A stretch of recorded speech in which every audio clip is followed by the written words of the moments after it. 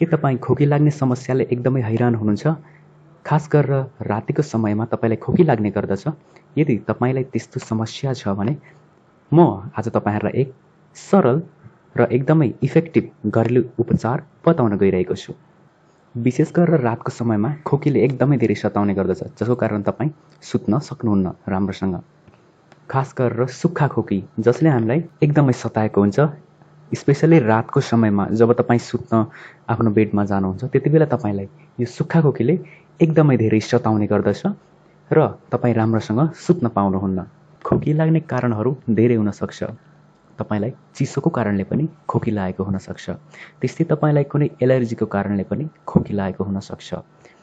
यदि तपाईँ धुलो धुवामा हिँड्नु भएको छ भने पनि त्यसले पनि तपाईलाई खोकी लाग्न सक्छ। खोकीका कारण विभिन्न हुन सक्छ। खोकीले तपाईलाई एकदमै हैरान बनाएको छ। तपाईँ राति सुत्न सकिराख्नु भएको छैन सुक्खा खोकीको कारणले। अब के गर्ने त? कसरी यो खोकीलाई निको पार्ने? आज म तपाईहरुलाई एक सरल र एकदमै काम दिने, एकदमै काम लाग्ने, इफेक्टिभ, जसले तपाईको खोकीलाई निको बनाउन ठूलो मद्दत गर्छ, त्यो उपचार विधिको बारेमा भन्न गइरहेको छु। सबैभन्दा पहिले त्यसको लागि चाहिने कुरा हो अदुवा। अदुवा प्राय सबैको घरमा उपलब्ध हुन्छ, सजिलैसँग उपलब्ध हुने चीज हो। तपाईले पहिला अदुवालाई 100 देखि 200 ग्राम अदुवालाई राम्ररी तासेर त्यसलाई पिँधेर त्यसबाट तपाईले अदुवाको रस निकाल्नु पर्ने हुन्छ। कम्तीमा पनि 1 चम्चा या 2 चम्चा अदुवाको रस निकाल्नुहोस्। र दोस्रो कुरा, तुलसी।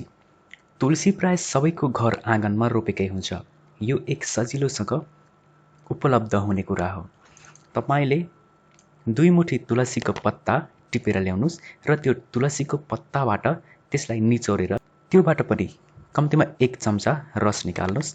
1 चम्चादेखि 2 चम्चासम्म तुलसीको रस तपाईले निकाल्नुस्।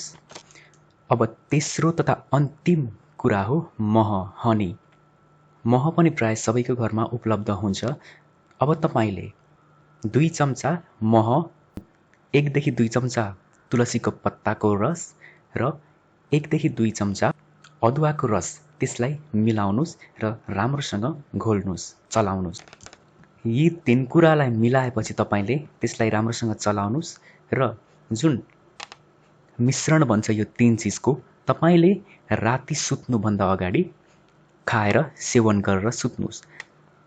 तपाईले खाएदेखि नै एकदमै धेरै हल्का भएको महसुस गर्नुहुन्छ र तपाईँ आनन्दका साथ राति सुत्न सक्नुहुन्छ र भोलि बिहान उठ्दा तपाईले आफूलाई एकदमै धेरै स्वस्थ र खोकी कम भएको महसुस गर्नुहुन्छ।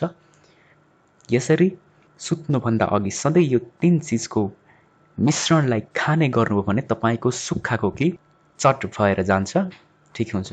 तपाईले यो विधिलाई प्रयोग गरेर हेर्नुहोस् र नतिजा आफै थाहा पाउनुहुनेछ। यस्तै स्वास्थ्य सम्बन्धी जानकारीमूलक भिडियोको लागि हाम्रो च्यानललाई सब्स्क्राइब गर्नुहोला। धन्यवाद।